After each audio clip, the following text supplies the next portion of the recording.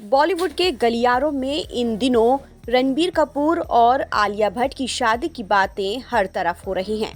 यूं तो शादी की डेट को लेकर रणबीर का पूरा परिवार कुछ भी कहने को तैयार नहीं है। अब तक तो खबर ये थी कि रणबीर और आलिया 15 अप्रैल को शादी के बंधन में बंधेंगे, लेकिन अब खबर है कि आलिया और रणबीर की शादी की डेट बदल दी गई है। दरअसल शादी की तारीख पर आलिया के अंकल रॉबिन भट्ट ने आज तक से बातचीत में कहा कि कपल की 13 को मेहंदी होगी और 14 को शादी की तारीख तय की गई है। वहीं आलिया के स्टेप ब्रदर राहुल भट्ट रणबीर और आलिया की शादी की अलग ही तारीख बता रहे हैं।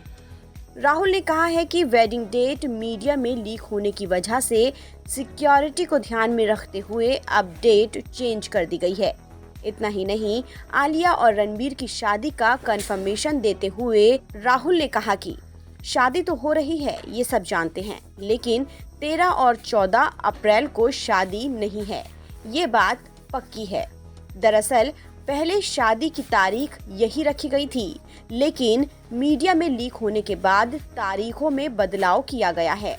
वहीं नीतू कपूर भी शादी की डेट पर कुछ भी नहीं कह रही हैं। तो वहीं आलिया भट्ट के पिता महेश भट्ट भी अपनी बेटी की शादी की तारीख पर कुछ कहने को तैयार नहीं हैं।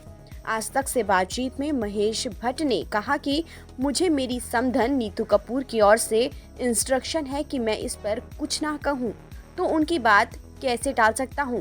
आलिया और रणबीर के परिवार में उनकी शादी की डेट को लेकर हर किसी की बातें अलग अलग हैं।